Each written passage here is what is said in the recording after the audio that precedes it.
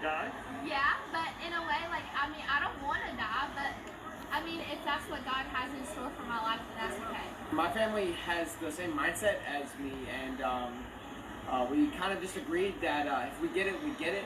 We're going to handle it as a family and just get over it, because that's what a family does. When it comes to coronavirus, medical experts will tell you they're very concerned about the immediate future here in Alabama. On this beach, though, your eyes and ears will tell you something much different.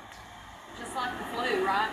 Well, it's not just like the flu. I mean, far more contagious. Well, I know, but people far more die deadly. from the flu also. They do die from the flu.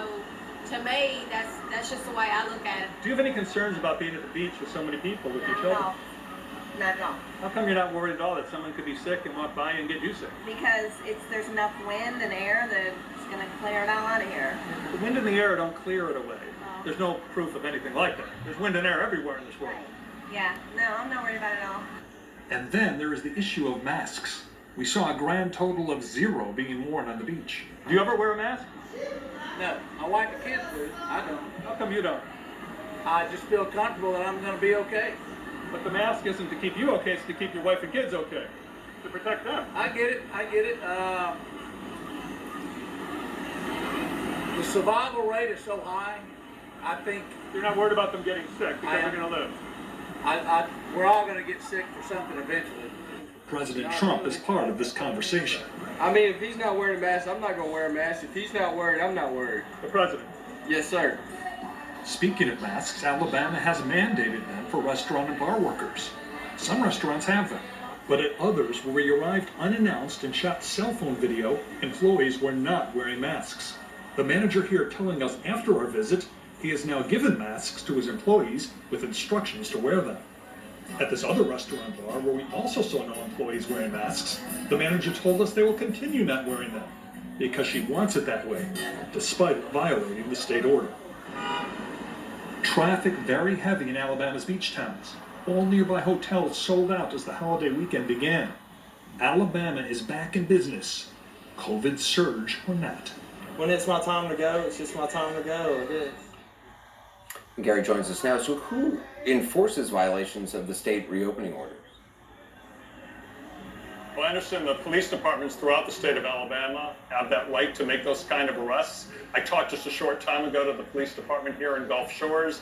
They say they make no arrests over this Memorial Day weekend. I talked to one police officer on the beat. He said they've issued several warnings. Now, at this time, it's not the most pleasant thing to make these kind of arrests, but you don't have to be a sleuth to find these restaurants around here with waiters and bartenders with no masks. They're all over the place. As a matter of fact, I got my lunch at a place just like that earlier today. Anderson. All right, Gary, thank you. Stay safe. Stephen Reed is the mayor of Montgomery, Alabama. He joins us now. Mayor Reed, thanks so much for being with us. You've said that Alabama's easing of restrictions has given people a false sense of security. I guess when you see the beaches of Alabama crowded with people, no social distancing, not wearing masks, are you concerned? Absolutely. It gives me pause to think about what we may see in the next week or two when people get back to their communities from vacationing down the Gulf Coast. It's problematic that people believe this pandemic. It's problematic for me that people are cavalier about their behavior. And it's problematic to me that we have not done a better job at the state and national level of explaining the seriousness of this virus to not only the people directly, but also to their friends, their family, and certainly our first responders and medical personnel who are also participating in this. It's difficult for, any public official, obviously you want your community to economically be thriving and you want the people of your community to be safe and healthy. There are an awful lot of people who are just, tired of lockdowns or being at home and, see the president not wearing a mask and just think, whatever's going to happen is going to happen. What do you say to them? Well, what we're trying to do in Montgomery is to make sure people understand we have not won this battle yet. We want people to stay at home. We want them to wear a mask when out in public. We've been strongly encouraging that for now a couple of months.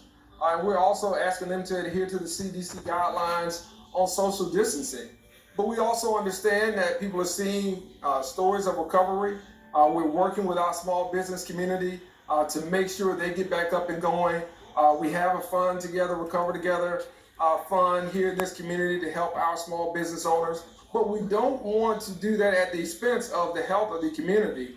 We have to continue taking these precautions, and we're trying to over-communicate not only with business leaders, but our faith leaders, as well as our hospital administrators who have told me that this is a crisis. This is something they have not seen in decades in this region, and they are very concerned not only for the community, but also the staff. So, they have an emotionally and physically spent staff right now, and that has a domino effect, not only here in Montgomery, but throughout this region. And we just have to continue to sound the alarm where that's concerned. Do you, in Montgomery, do you have power to, enforce, who's in charge of enforcing the mandates from the governor? Is it city by city? Is it up to the local officials? By and large, it's city by city, county by county, except for maybe 2 counties out of 67 in the state. We have to adhere. When the governor lifted the shelter-in-place order, that really made a big impact. I think that gave people a false sense of security of where we stood in this battle against the pandemic.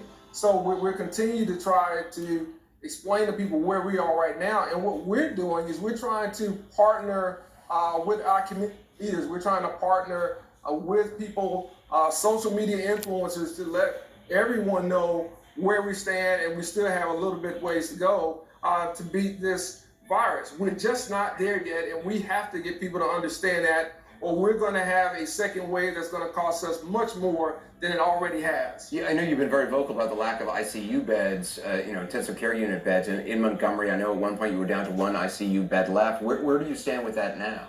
How are your hospitals? We've seen marginal improvement. We have probably 7% of ICU beds. The hospitals believe that this is manageable, but it's not sustainable. And that's what they're sharing with me, is that they are concerned about PPEs. They are concerned about their beds. They are concerned about ICUs, and as well as just the overall resources that are dwindling. So we aren't at the cliff yet, but we can see it. And so we're just trying to make sure people understand we want to slow things down before we get too close. Mayor Stephen Reed, I appreciate your time tonight. Thank you very much. Wish you the best. Always a pleasure. Up next, breaking news on a potential